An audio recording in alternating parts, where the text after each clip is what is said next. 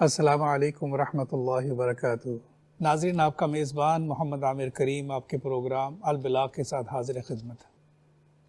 ناظرین، ہر کوئی انسان کامیاب زندگی گزارنا چاہتا ہے اور اس کے لیے بے شمار کتابیں ہیں۔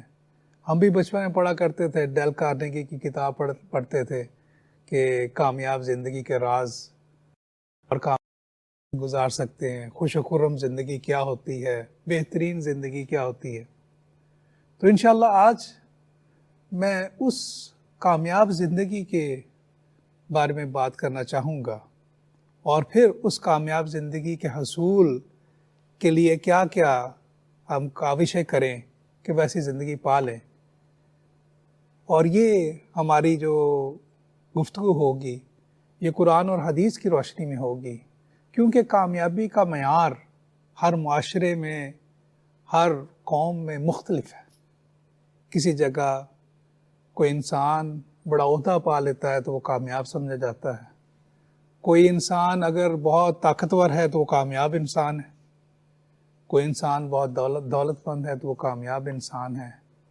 لیکن اگر ہم قرآن کا جائزہ کریں اور احادیث کو دیکھیں تو ہم یہ جانتے ہیں کہ کامیاب انسان وہ ہے جو ایمان کی دولت کو پا لیتا ہے اور ایک مومن والی زندگی گزارتے ہوئے اپنی آخرت کو سنوارتے ہوئے دنیا سے چلا جاتا ہے۔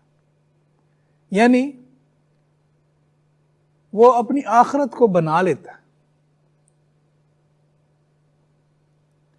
اور لیکن یہاں پہ تھوڑا سا اشکال پایا جاتا ہے۔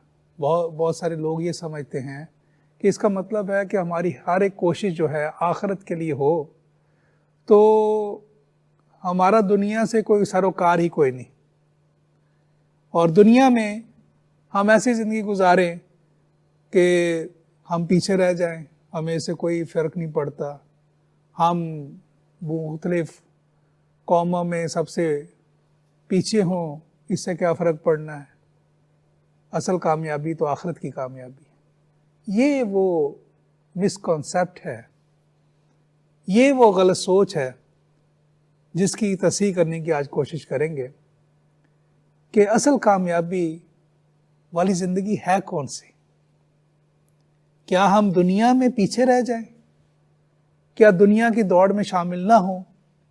کیا یہ نقطہ نظر کہ جی یہ تو دنیا کے کام ہیں جی، تو دین کے لیے ہم وقت نکالیں گے، یعنی دین اور دنیا کو علیحدہ کر لیا گیا۔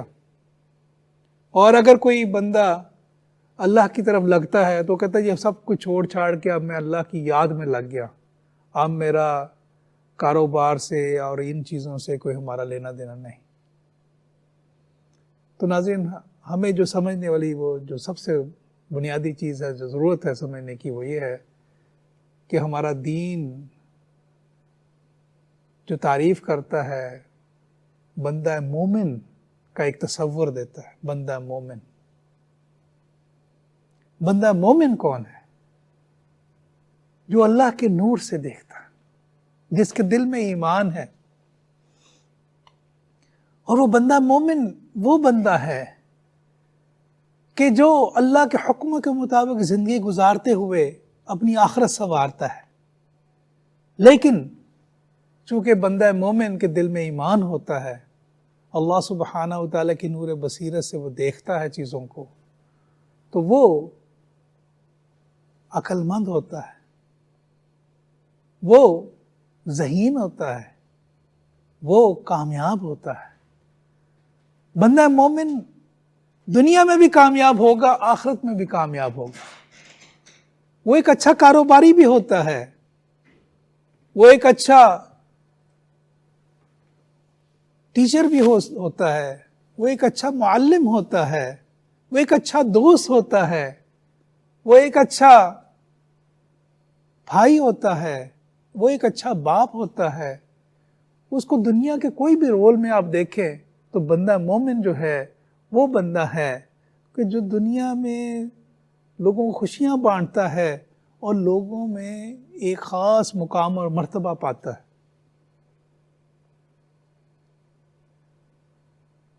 ہمارا دین یہ نہیں سکھاتا کہ ہم ترک دنیا کر لیں، کہ ہم دنیا کو چھوڑ کے جنگلوں میں نکل جائیں، ہم اپنی ذمہ داریاں چھوڑ دیں۔ یہ تو بڑی آسان راہ ہے کہ کوئی انسان جو ہے دنیا کی بکھیڑے چھوڑ کے تو اللہ اللہ کرنے لگ پڑے، جنگل میں نکل جائے اور اپنی ذمہ داریوں سے دوڑ جائے، اس سے فرار حاصل کر لے۔ بلکہ ہمارے دین کی خوبصورتی یہ ہے کہ انسان دنیا میں رہتے ہوئے اللہ کے حکموں کے مطابق چلے، دنیا کے میں رہتے ہوئے اللہ کے حکم نافذ کرے، دنیا میں رہتے ہوئے اس معاشرے کو خوبصورت بنانے کی کوشش کرے اور ایک کامیاب زندگی گزارے۔ اگر ہم عشرہ مبشرہ کے صحابہ اکرام کی زندگی پر نظر ڈالیں تو حضرت عبد الرحمن بن عوف صحابی رسول، بڑے جلیل القدر صحابی رسول، جب ان کا انتقال ہوا تو کئی کروڑ اشرفیاں وہ ترکے میں چھوڑ کے گئے، اتنے امیر انسان تھے، اور انہوں نے اپنی زندگی میں بے دریغ صدقہ اور خیرات بھی کیا، یعنی آخرت کو بھی بنایا، آخرت کو بھی انہوں نے، اور دنیا میں بھی چونکہ تجارت میں انہوں نے راست گوئی، تجارت میں انہوں نے صداقت، تجارت میں انہوں نے سچ، وہ اصول اپنائے تو بہترین تاجر بھی کے طور پہ بھی نام کمایا۔ حضرت عبد الرحمن بن عوف کے بعد حضرت عثمان غنی رضی اللہ تعالیٰ عنہ کو دیکھیں، اللہ سبحانہ وتعالیٰ نے بے شمار مال و دولت سے نوازا، اللہ کی راہ میں بھی بڑی لگائی۔ میرے کہنے کا مقصد یہ ہے کہ ناظرین، یہ کانسیپٹ بڑا ہی غلط ہے کہ کوئی انسان سمجھے کہ کوئی کامیاب تاجر جو ہے وہ آخرت کے لیے، اس کو آخرت کا سودا نہیں ملے گا۔ کوئی ایسا مومن، کوئی ایسا مسلمان، پکا مسلمان کامیاب تاجر ہوگا تو وہ آخرت کے کامیاب انسان وہ ہے کہ وہ دنیا میں بھی کامیاب ہے اور آخرت میں بھی کامیاب۔ دنیا میں کامیاب کیوں ہے؟ یہ کوئی شرط نہیں ہے آخرت کی کامیابی کے لیے، لیکن جب وہ اللہ سبحانہ وتعالیٰ کے بتائے ہوئے اصولوں کے مطابق اپنی زندگی کو گزارتا ہے تو دنیا جو ہے وہ اس کے قدموں کی خیرات بن جاتی ہے۔ اس کا مطمع نظر دنیا کمانا نہیں ہوتا۔ جیسے میں نے پہلے جملہ بولا تھا، ہمارا دین جو ہے وہ ہمیں غرق الدنیا، ترک الدنیا نہیں سکھاتا اور غرق الدنیا میں نہیں سکھاتا۔ غرق الدنیا چھوڑ دے، غرق الدنیا یہ ہے کہ دنیا پانے کے لیے تمام اصول و ضوابط توڑ دے، جھوٹ بولے، رشوت لے، جائز اور ناجائز طریقے سے منافع کمانے کی کوشش کرے۔ آپ دیکھیں ان قوموں میں جو یہ قومیں کرتی ہیں، کیا وہ عروج پا سکتی ہیں؟ ہاں، وقتی طور پر۔ کوئی بھی دکاندار ہے، آپ کو ایک دفعہ دھوکہ دے گا، 2 دفعہ دھوکہ دے گا، 3 دفعہ دھوکہ دے گا، کیا ہوگا؟ یہ بزنس کے اصولوں کے ہی خلاف ہے کہ کوئی خائن کاروباری جو ہے وہ ایک بڑا اچھا اور کامیاب کاروباری بن جائے، کوئی جھوٹا کاروباری جو ہے وہ اچھا کاروباری بن جائے، وہ وقتی طور پہ کچھ منافع تو کما سکتا ہے۔ کوئی محنتی نہ ہو، کاہل و سست ہو انسان، وہ کامیاب انسان بن جائے۔ اب ہمارا دین کیا سکھاتا ہے؟ ہمارا دین کاہلی کو چھوڑنے کو کہتا ہے۔ ہمارا دین یہ کہتا ہے، نبی کریم صلی اللہ علیہ وسلم کی حدیث ہے جس کا مفہوم ہے کہ اوپر والے ہاتھ نیچے والے ہاتھ سے بہتر ہے۔ ہمارا دین کیا سکھاتا ہے کہ تم دنیا میں ایسے کامیاب شخص ہو، دوسروں کی مدد، اور یہ سب کچھ تم کس لیے کر رہے ہو؟ اللہ کی رضا کے لیے کرو۔ اس لیے نہیں کرو کہ میں بڑا دولت اکٹھی کر لوں۔ یہ صرف تھوڑی سوچ کا فرق ہوتا ہے۔ وہ سوچ کیسے بنتی ہے؟ جب بندے کے دل میں ایمان آ جائے، جب بندے کا دل اللہ سبحانہ وتعالیٰ کی طرف لگ جائے، تب اس کی سوچ بدلتی ہے۔ اور یقین کریں، وہ انسان مہذب ترین انسان بن جاتا ہے، اس کا اخلاق اعلیٰ ہوتا ہے، اس کی نشست و برخاست اعلیٰ ہوتی ہے، اس کی سوچ اعلیٰ ہوتی ہے، اس کے کام اعلیٰ ہوتے ہیں، اس کو پھر عروج کیوں نہ ملے۔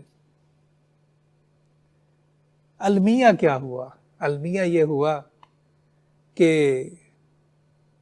دین سے دوری اختیار کی تو دنیا میں بھی رسوائی ملی، تو آخرت میں تو ظاہر ہے جب دین کو چھوڑیں گے، دین کے اصولوں سے دور ہوں گے، تو آخرت میں تو سخت عذاب۔ مسلمان، قرون وسطیٰ کے مسلمان، ان کی تاریخ اٹھا کے دیکھ لیں، جب دین کو گلے لگایا تو بہترین سائنسدان پیدا کیے، بہترین معلم پیدا کیے، بہترین آرٹسٹ پیدا کیے، ہر فیلڈ میں مسلمانوں نے بہت ترقی کی۔ وجہ کیا تھی؟ ایمان تھا ان کے پاس۔ ایمان کیا چیز ہے؟ کوئی بندہ اگر کہتا ہے کہ جی میں اللہ سبحانہ تعالیٰ پہ، اللہ کو ایک خدا مانتا ہوں، نبی کریم صلی اللہ علیہ وسلم کو آخری نبی مانتا ہوں، تو کیا اس کا ایمان ہے؟ ہاں، اس نے اقرار کیا، لیکن ایمان تب تک جب تک کہ اس کی یہ جو اس کا دعویٰ ہے اس کے دل پہ ثبت نہیں ہو جاتا، مضبوطی سے اس کے دل کے اندر گڑ نہیں جاتا، تب تک وہ ایمان، وہ مومن ہونے کا، اچھا مسلمان ہونے کا دعویٰ نہیں کر سکتا۔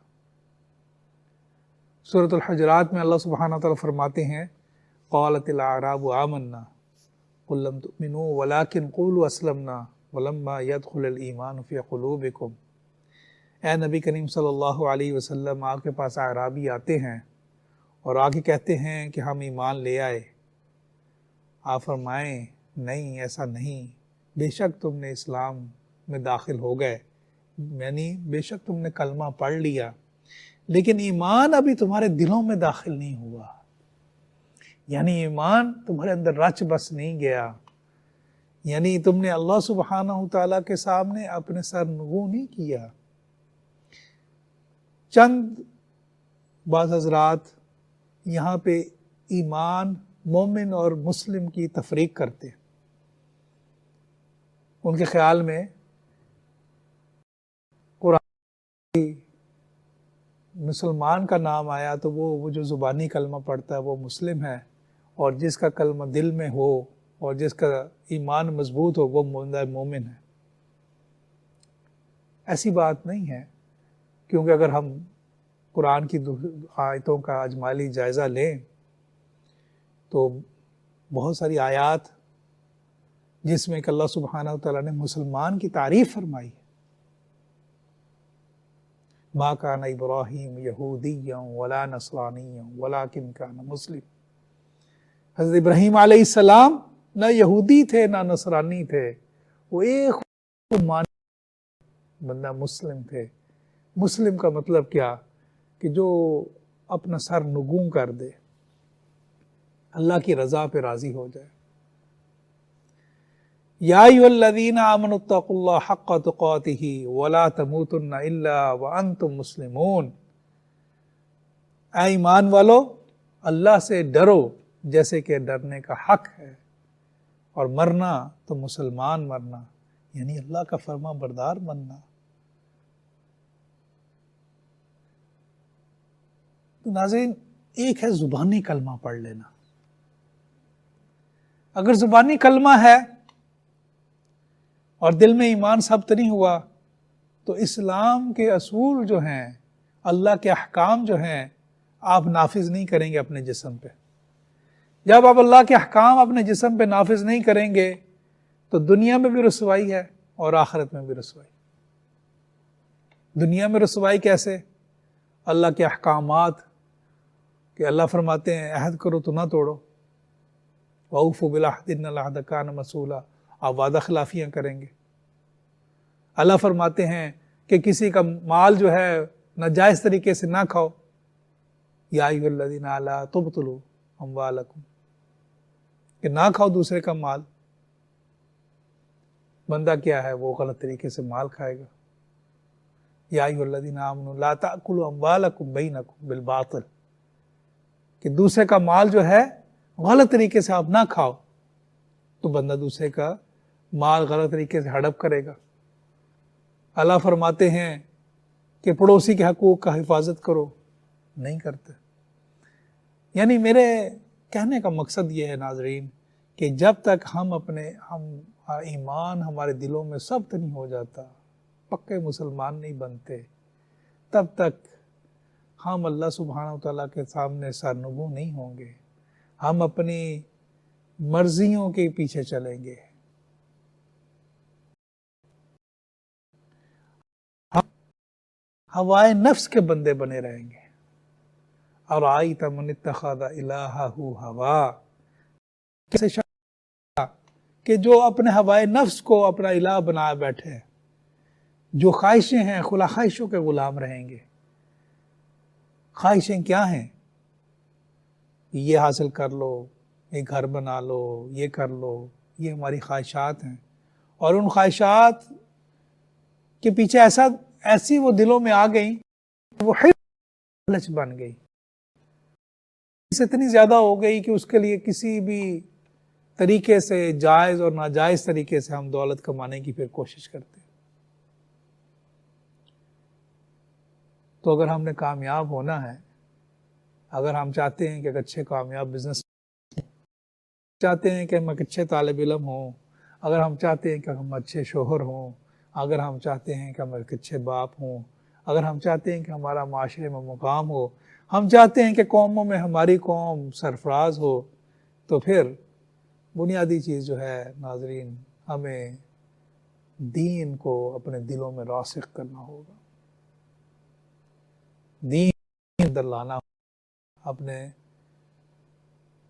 اپنی زندگیوں کا اس کو حصہ بنانا ہوگا.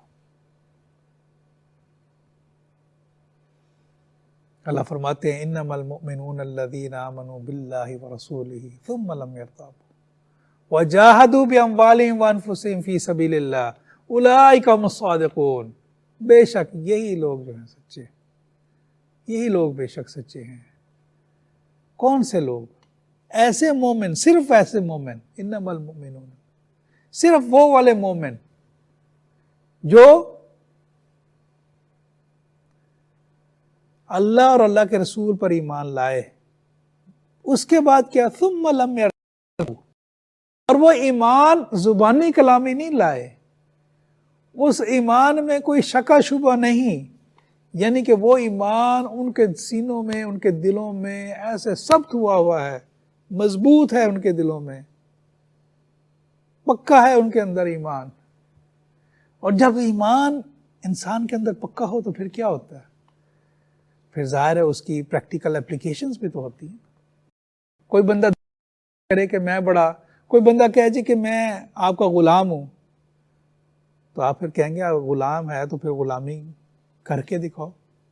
کوئی دعویٰ کرتا ہے, کوئی بیٹا دعویٰ کرتا ہے اپنی ماں کا میں بڑا فرما بردار ہوں, تو ماں کہے گی پھر میری بات بھی سنو, کہ تمہارے اعمال ہی بتائیں گے, تمہاری حرکات ہی بتائیں گے کہ تم کتنے فرما بردار ہو. تو جب کوئی انسان دعویٰ کرے کہ میں پکا مومن ہوں, تو پھر کیا ہونا چاہیے؟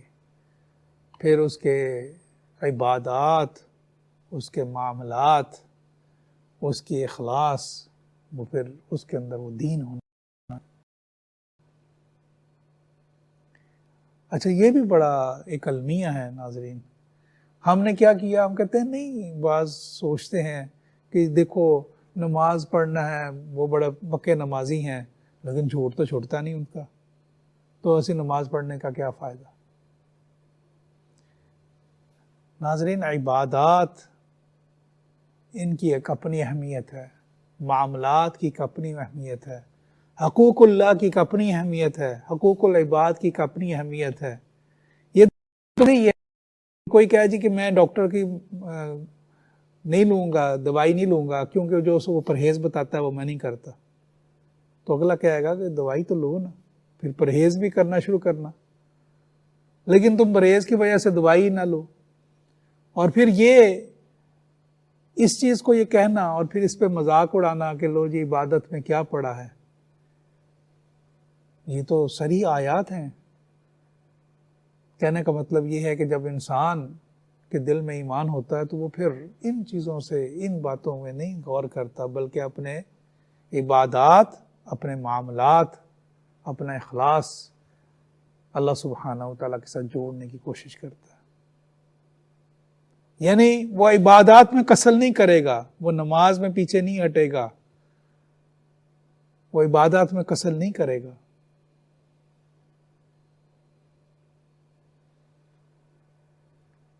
اور پھر اس عبادت کا اتنا اللہ سبحانہ تعالیٰ اس کی برکت ہوتی ہے، یعنی اگر بندہ کوئی فجر پڑھتا ہے تو فجر کی برکت اس کی ظہر تک، اس کے معاملات میں، اس کے کاموں میں ہوتی ہے، ظہر سے اثر تک۔ جیسے نبی کریم صلی اللہ علیہ وسلم کی حدیث ہے کہ کسی کے گھر کے سامنے سے کوئی نہر بہہ رہی ہو اور وہ شخص 5 دفعہ اس میں نہائے تو اس کے جسم پہ کوئی گندگی رہ جائے گی؟ صحابہ نے کہا نہیں۔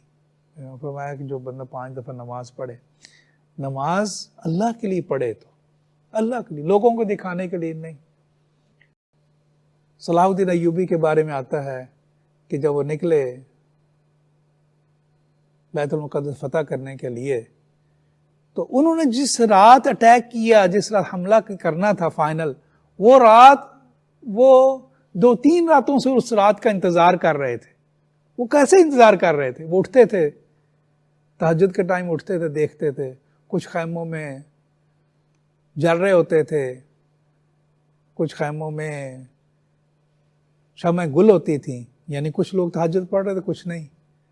جس رات سارے خیموں میں روشنی تھی، انہوں نے کہا آج کی رات ہم حملہ کریں گے، سبھی آج تہجد میں مشغول ہیں۔ یعنی جب اللہ کی طرف متوجہ ہیں تو اس کی کتنی رحمت اور اس کی کتنی برکت آئے گی۔ ناظرین، اس سلسلہ کلام کو جاری رکھیں گے، پھر ہم اس معاملات کی طرف آئیں گے، پھر ہم اس پہ گفتگو کریں گے کہ یہ ہم کیسے اپنے دل کے اندر اس دین کو راسخ کریں، اس کے لیے کیا راز ہے، کیا اس کے لیے ٹپس ہیں، تو اس پہ بھی بات کریں گے۔ امید ہے آپ ہمارے ساتھ رہیں گے۔